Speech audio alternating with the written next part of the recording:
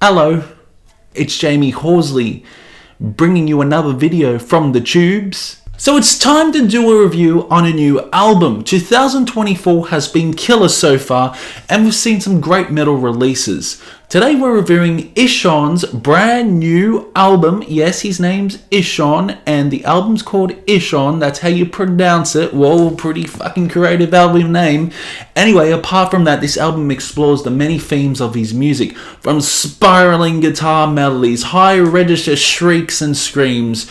Ihsahn is able to hold the listener well and truly to a full 50 minutes with unpredictable moments and close to eye-braising moments. There are a lot of orchestral moments on this album, making this album majestic and epic, accompanied with the black metal aesthetics. You'd think part of this album comes out of an epic Disney movie, and I don't mean like it's a bad thing.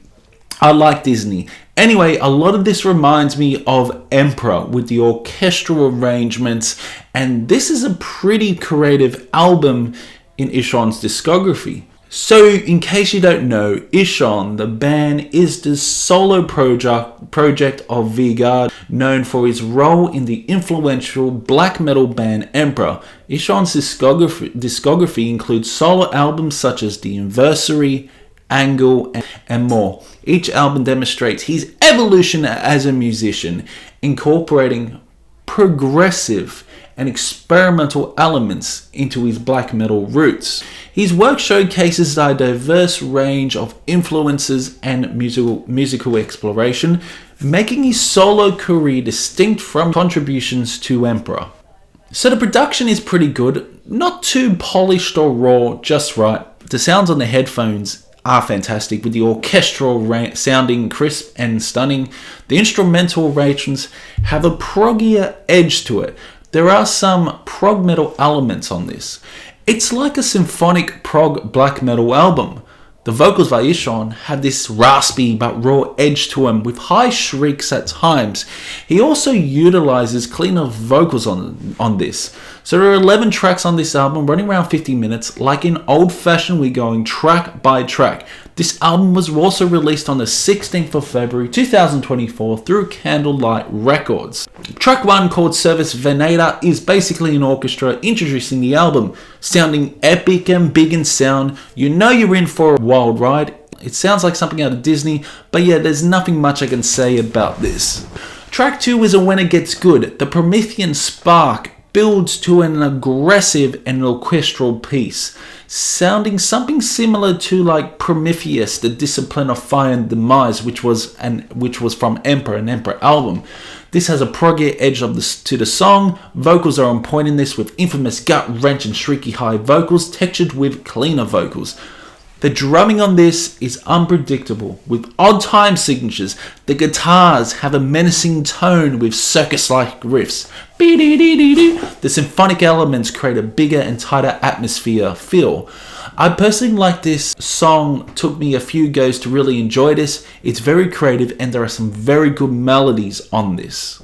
Track 3, Pilgrimage to Oblivion. This track is killer, has more of the black metal aesthetics that you expect from Ihsahn. There are some cleaner vocals on this and the orchestral elements really shine on this, creating an eerie but epic atmosphere.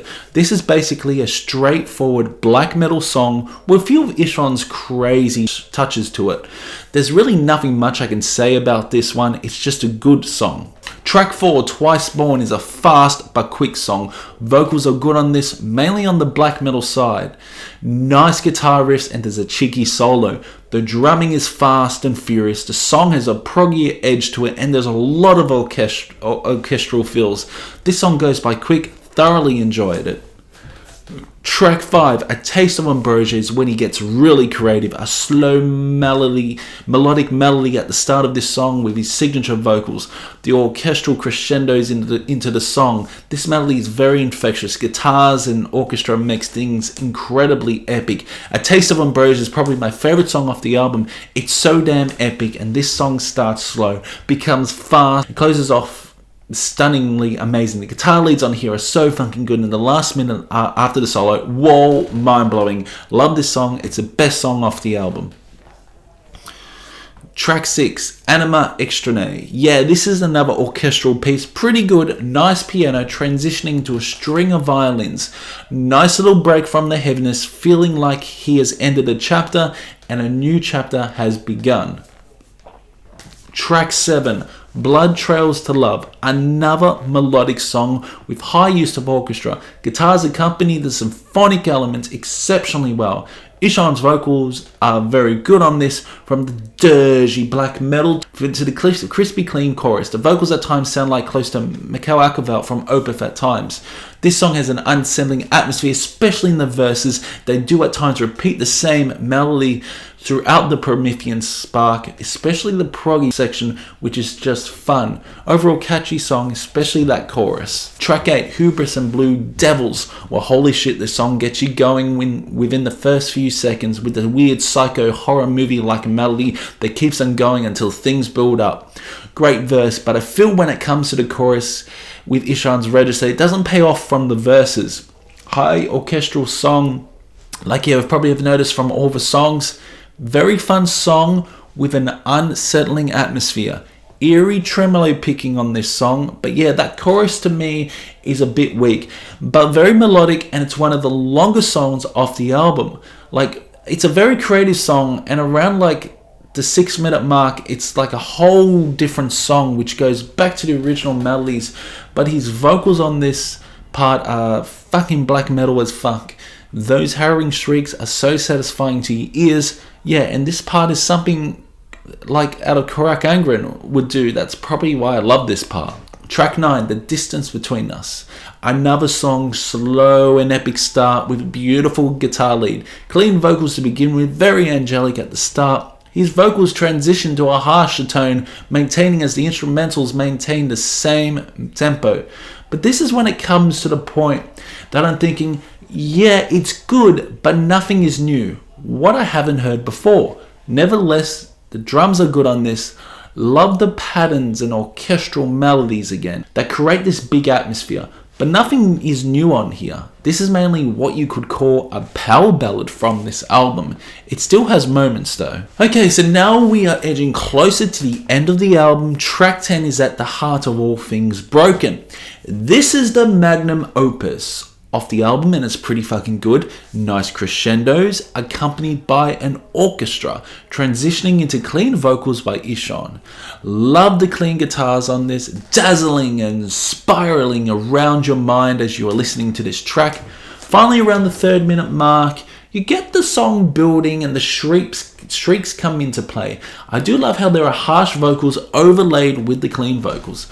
I don't know, just makes it more majestic in some ways. You could say at heart of all things is a slow burner because the climax is very strong. The build up, the drumming starting to intensify. You know some shit is going to happen. When it does, oh boy, well, nothing really happens. I thought we were going to go to an all-out black metal conclusion. Yeah, nah, that's the case. That's not the case. Still, the conclusion is great. Mainly clean vocals with black metal screams in the background. I don't know, well, I was thinking you would go strong at the edge with a full brute force of black metal epic goodness. So yeah, the climax was good, but the conclusion didn't pay off. Still a good song though. And yeah, the last track is a slow instrumental orchestrated to make things feel unsettling. Sonata Profana is fine, I guess. This album by Ihsahn was very good, but there are a few things that annoyed me a little, like we could have had a bigger conclusion at the end.